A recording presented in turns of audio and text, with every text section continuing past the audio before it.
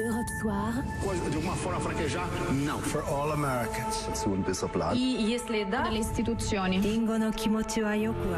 Isabelle Millet sur Europe 1. Il est 18h52 sur Europe 1, c'est l'heure de retrouver Gwendoline Debono pour le Journal du Monde. Le Monde dans votre radio. Bonsoir Gwendoline. Bonsoir. Et on va partir tout de suite au Nicaragua où la population réclame le départ du président Ortega. Ce week-end, des milliers de manifestants ont défilé. 2 ont été tués. Une vague de protestation d'une ampleur inédite avec la répression comme réponse. 212 personnes tuées en 2 mois. Gwendoline Debono, rappelez-nous quel a été le déclencheur de ce mouvement. En fait, c'est une réforme de la sécurité sociale au départ qui a agrégé la colère d'une grande partie du pays. En fait, en avril dernier, le président Daniel Ortega décide d'augmenter les cotisations sociales pour les employés et les salariés. Et à cela, par ailleurs, il ajoute une baisse des retraites de 5%. Il faut rappeler que le Nicaragua est le pays le plus pauvre d'Amérique centrale. Résultat, les retraités, rejoints par les étudiants, se mobilisent et la répression commence immédiatement. Au début, les manifestants sont frappés à coups de barre de fer. Le signal des chaînes de télévision critiques vis-à-vis du pouvoir est coupé.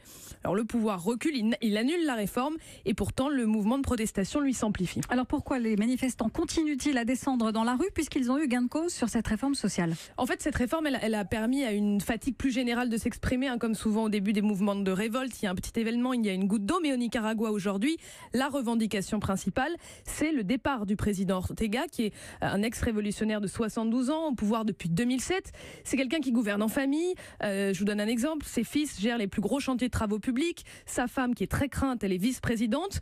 Les Nicaraguayens n'en peuvent plus de ce népotisme, de la corruption et surtout, plusieurs enfants et adolescents ont été assassinés par des miliciens proches du pouvoir dans les manifestations. Voilà ce que dit un célèbre écrivain nicaraguayen. La violence d'Ortega révèle sa faiblesse. Il a perdu ses symboles, la rue et beaucoup de soutien. Alors on imagine que plusieurs partis cherchent une issue à cette crise et c'est l'Église qui joue les médiateurs. Oui, il y a ces images d'évêques en soutane qui dans les manifestations s'adressent à la foule aussi bien qu'à la police. L'Église, à niveau plus politique, a réussi à faire s'asseoir autour d'une même table les représentants du pouvoir et de la société civile. Elle demande au président Ortega d'organiser des élections anticipées, mais pour l'instant il refuse. Alors Gwendoline, on quitte le Nicaragua pour aller au Royaume-Uni et s'intéresser à cette émission de télé-réalité britannique qui pourrait peut-être débarquer sur nos écrans en France. En tout cas, outre-Manche, elle rencontre un succès phénoménal, mais aussi très controversé. Love Island, l'île de l'amour en français, attire plus de 4 millions de téléspectateurs. Anaïs Cordoba, vous êtes notre correspondante à Londres. Bonsoir Anaïs. Bonsoir. Alors fascinante, scandaleuse, dangereuse, cette émission qui en est à sa 4e saison et qui a déclenché une nouvelle polémique ce week-end. Tout à fait, un moment de télé-réalité cruel a scandalisé les téléspectateurs. Dans un épisode diffusé donc dimanche soir, une candidate est forcée de regarder une scène où elle est portée à croire que son amoureux va la tromper avec une rivale. Bouleversée, elle fond en larmes et paraît inconsolable. L'indignation du public a été telle que l'équivalent britannique de notre CSA a reçu 650 plaintes en moins de 24 heures. Pour les fans, la production a usé de la manipulation pour faire souffrir cette candidate gratuitement. Alors Anaïs, dans ce programme, 11 célibataires sont réunis dans une superbe villa en Espagne. C'est quoi le principe ? Eh bien, ils sont incités à trouver un partenaire et c'est le couple jugé parfait par les téléspectateurs qui gagne. À la clé 55 000 € et quelques années de notoriété. Mais avant d'en arriver là, ils doivent passer par des moments difficiles comme des trahisons ou des rejets humiliants, on l'a vu. Et donc, les professionnels de santé en Angleterre, bien sûr, s'inquiètent des effets dévastateurs d'un tel concept, notamment, j'imagine, sur les ados chez qui cette émission fait un carton ?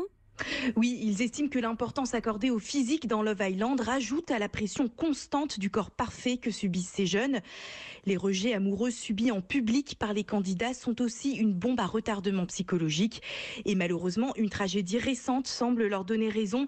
Le 20 juin dernier, une ex-candidate âgée de 32 ans a été retrouvée morte et la piste du suicide est privilégiée.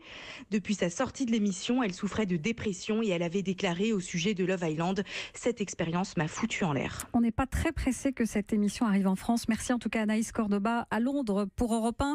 Gwendoline Debono, encore un mot pour nous parler des accusations surprenantes d'un général iranien. Oui, le général de brigade Gholam Reza Jalili accuse Israël de trafiquer les nuages pour empêcher la pluie de tomber en Iran. Le pays fait face à une grave sécheresse et l'officier assure que l'ingérence étrangère, je cite, y est pour quelque chose. Il y a un vol de nuages, a-t-il dit, et un vol de neige. L'agence de météorologie iranienne a démenti ces affirmations. Eh bien, merci beaucoup Gwendoline Debono.